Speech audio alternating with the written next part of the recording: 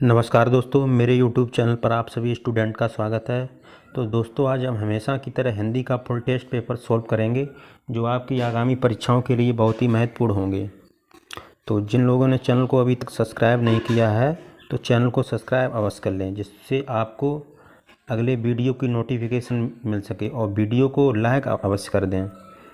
तो देखते हैं अपना पहला प्रश्न क्या है।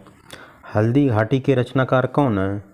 राणा प्रताप हैं, हरिऔध हैं, कि श्याम नारायण पांडे हैं, कि सोहनलाल द्विवेदी हैं? तो दोस्तों जल्दी से आंसर कीजिएगा। हल्दी घाटी के रचयिता दोस्तों श्याम नारायण पांडे जी हैं। श्याम नारायण पांडे जी जो हैं, इन्होंने हल्दी घाटी की रचना की है। इसके साथ साथ इन्होंने और कौन सी रचनाएं की हैं? जय हनुमान, जय हनुमान, हनुमान श्याम नारायण पांडे की रचना है। और कौन सी है? जौहर, तुमुल, रूपांतरण आरती जो है वो श्याम नारायण पांडे की रचना है। तो आइए देखते हैं अगला प्रश्न कौन सा है। निम्नलिखित में राष्ट्रकवि किसे कहा जाता है? हरिवंश राय बच्चन को, सुमित्रानंदन पंत को, मैथिली शरण गुप्त को, कि रामधारी सिंह दिनकर को? तो राष्ट्रकवि किसे कहा जाता है दोस्तों? जल्दी से आंसर कीजिएगा सभी लोग। तो मैथिली शरण गुप्त को जो है राष्ट्रकवि कहा जाता है। मैथिली शरण को राष्ट्रकवि कहा जाता है। और इस क्वेश्चन से और भी प्रश्न बन सकते हैं। हरिवंश राय बच्चन ने कौन कौन सी रचनाएं की हैं? मधुशाला, मधुबाला, मधुबाला, और कौन सी की है? मधुकलश, मधुकलश। ये जो रचनाएं हैं वो हरिवंश राय बच्चन ने। सुमित्रानंदन पंत की कौन सी रचनाएं हैं? बीड़ा, बीड़ा, और पल्लव, पल्लव। ये रचना जो है सुमित्रानंदन पंत की है। आइए देखते हैं अगला प्रश्न। प्रश्न नंबर 3 है दोस्तों, क्रिया विशेषण का अन्य नाम क्या है? क्रिया विशेषण का जो है वो अन्य नाम क्या है? क्रिया है, कि क्रिया विशेषण है, कि विकारी विशेषण है, कि अविकारी विशेषण है? तो दोस्तों याद रखना, क्रिया विशेषण का अन्य नाम जो है वो अविकारी विशेषण होता है।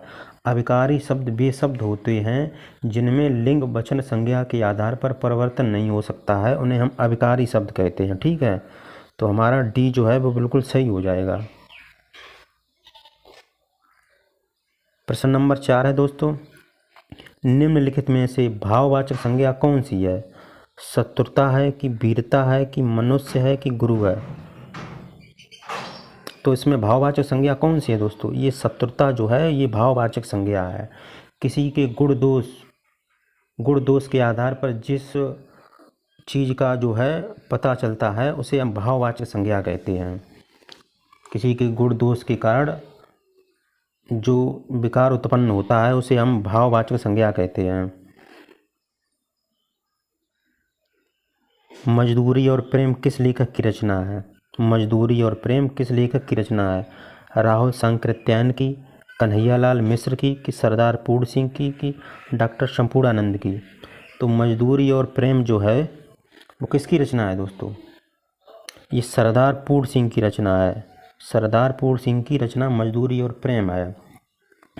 राहुल सांकृत्यायन ने कौन कौन सी रचना की? बोलगा से गंगा, यात्रा के पन्ने, ये इन्होंने ज़्यादातर यात्रा वृत्तांत लिखे हैं। और संपूर्णानंद ने जीवन दर्शन, जीवन दर्शन, जीवन दर्शन जो है वो संपूर्णानंद की रचना है। और कौन सी है इनकी? इन्होंने एक रचना और की है, वो शिक्षा का उद्देश्य, शिक्षा का उद्देश्य, शिक्षा का उद्देश्य, वो डॉक्टर संपूर्णानंद की रचना है। तो प्रश्न नंबर 5 का हमारा ऑप्शन नंबर सी बिल्कुल सही हो जाएगा। मजदूरी और प्रेम जो है वो सरदार पूर्ण सिंह की रचना है। चलिए अगला प्रश्न देखते हैं मित्रों। सा, सा, सा, हा, ये व्यंजन कहलाते हैं प्रकंपी व्यंजन, स्पर्शी व्यंजन, स्पर्शी व्यंजन, ऊष्म संघर्षी व्यंजन। तो ये सा, सा, हा जो है वो ऊष्म संघर्षी व्यंजन कहलाते हैं। तो ऑप्शन नंबर हमारा डी बिल्कुल सही हो जाएगा। ऊष्म संघर्षी व्यंजन कौन कौन से होते हैं? जिन व्यंजनों का उच्चारण करते समय वायु से वायु जो है वो मुख से किसी स्थान से घर्षण करते हुए बाहर निकलती है उसे हम ऊष्म संघर्षी व्यंजन कहते हैं। तो ऑप्शन नंबर डी बिल्कुल सही हो जाएगा।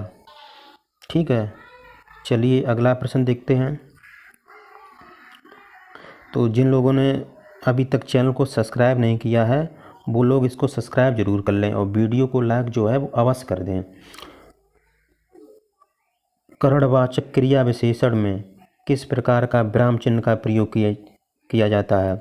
तो अर्धविराम का प्रयोग किया जाता है कि उपविराम का प्रयोग किया जाता है कि विवरण चिन्ह का प्रयोग किया जाता है कि उद्धरण का प्रयोग किया जाता है?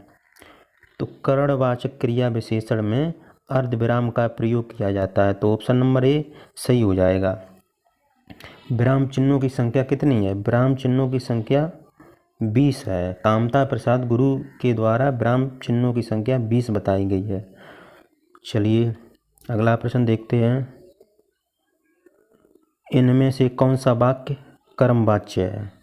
चिट्ठी भेजी गई, लड़का पुस्तक पढ़ता है, श्याम चिट्ठी लिखेगा, लड़का दौड़ रहा है। तो इसमें दोस्तों ये पूछा गया कर्मवाच्य कौन सा है? चिट्ठी भेजी गई। तो चिट्ठी भेजी गई इस वाक्य में चिट्ठी जो है वो कर्म है और लड़का पुस्तक पढ़ता है इस वाक्य में जो है वो लड़का करता है। यहाँ पर कर्ता के अनुसार क्रिया बदल रही है और यहाँ भी कर्ता के अनुसार क्रिया बदल रही है। तो ये जो कर्तवाच्य हैं ये दोनों, और इसमें भी कर्ता के अनुसार क्रिया बदल रही है तो ये भी कर्तवाच्य है। और चिट्ठी भेजी गई यहाँ कर्म के अनुसार क्रिया बदल रही है तो ये हमारा कर्मवाच्य हो जाएगा। तो ऑप्शन नंबर ए है बिल्कुल सही हो जाएगा। चिट्ठी भेजी गई इस वाक्य में जो है वो कर्मवाच्य है। प्रश्न नंबर 9 है मित्रों। निम्नलिखित में पुल्लिंग शब्द है। घास है कि आय है कि व्यय है कि नहर है? तो दोस्तों हम आपको एक ट्रिक बताते हैं। किसी शब्द के आगे आप अच्छा अच्छी लगाकर उसका वाक्य प्रयोग करेंगे तो आपको सही से पता चल जाएगा ये स्त्रीलिंग है या पुल्लिंग है। तो आप घास के आगे अच्छा लगाइए। अच्छी घास होता है कि अच्छा घास होता है? तो अच्छी घास, तो ये स्त्रीलिंग है। आय अच्छी होती है तो ये भी स्त्रीलिंग है। व्यय अच्छी होती है कि अच्छा होता है? व्यय जो है वो अच्छा होता है। अच्छा, तो यही हमारा पुल्लिंग है। ठीक है, तो प्रश्न नंबर 9 का जो है वो सी बिल्कुल सही हो जाएगा। आय जो है नहीं, जो व्यय जो है वो पुल्लिंग है। ठीक है मित्रों। निर्गुण शब्द संधि विच्छेद होगा। निर्गुण का जो है वो संधि विच्छेद क्या होगा? निर्धन गुण कि निधन गुण कि निधन गुण कि निर्धन गुण? तो निर्गुण का जो है वो संधि विच्छेद निधन गुण हो जाएगा। इसमें विसर्ग संधि है, विसर्ग संधि है, इसमें विसर्ग संधि है। तो ऑप्शन नंबर सी बिल्कुल सही हो जाएगा। नीलोत्पल में कौन सा समास है? नीलोत्पल में कौन सा समास है? कर्मधारय समास है, बहुब्रीहि समास है, अव्ययी भाव समास है कि तत्पुरुष समास है? तो दोस्तों याद रखना नीलोत्पलम में कर्मधारय समास होता है। तो जिस समास में विशेषण विशेष हो है जो के समान आए वहाँ पर कर्मधारय समास होता है। तो नीला है जो उत्पल, यानी कि उत्पल की विशेषता बता रहा है। उत्पल जो है वो नीला है तो यहाँ पर विशेषण और विशेष का प्रयोग हुआ है, अतः यहाँ पर कर्मधारय समास है। तो ऑप्शन नंबर ए। प्रश्न नंबर 12 है दोस्तों। निम्नलिखित में से किस वाक्य में अकर्मक क्रिया है? पानी बरस रहा है, पानी बरस रहा है, मैं गेहूँ पिसवाता हूँ, श्याम निबंध लिखता है, राम मोहन को रुला रहा है। तो अकर्मक और सकर्मक क्रिया जब भी पूछी जाए तो आप कोई प्रश्न कीजिएगा। तो पानी बरस रहा है, क्या बरस रहा है? यहाँ पर पानी बरस रहा है। मैं गेहूँ पिसवाता हूँ, क्या पिसवाते हो? गेहूँ पिसवाता हूँ। श्याम निबंध लिखता है, श्याम जो है वो क्या लिखता है? वो निबंध लिखता है। ठीक है, तो इसमें जो है वो सकर्मक क्रिया है, इसमें भी सकर्मक क्रिया है। और राम मोहन को रुला रहा है, क्या रुला रहा है? कोई उत्तर आ रहा है इसका? कोई उत्तर नहीं आ रहा है। जहाँ पर क्या का उत्तर ना ना मिले वहाँ पर अकर्मक क्रिया होगी। तो ऑप्शन नंबर जो है वो डी बिल्कुल सही हो जाएगा। राम मोहन को रुला रहा है, इसमें अकर्मक क्रिया है।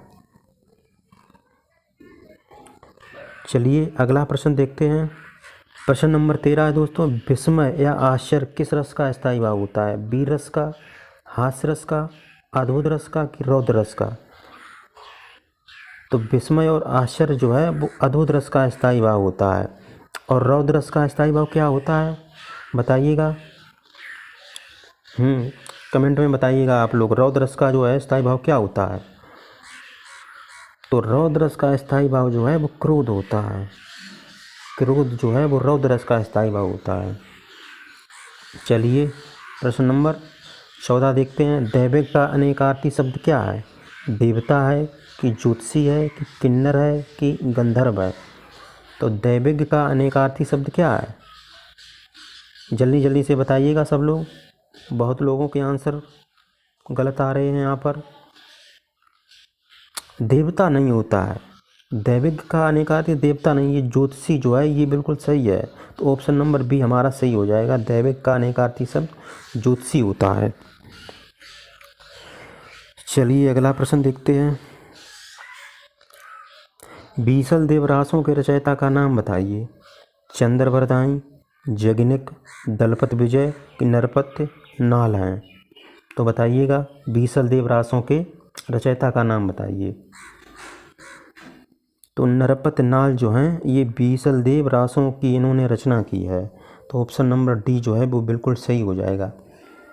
चंद्रवरदाई ने कौन सी रचना की है? पृथ्वीराज रासों।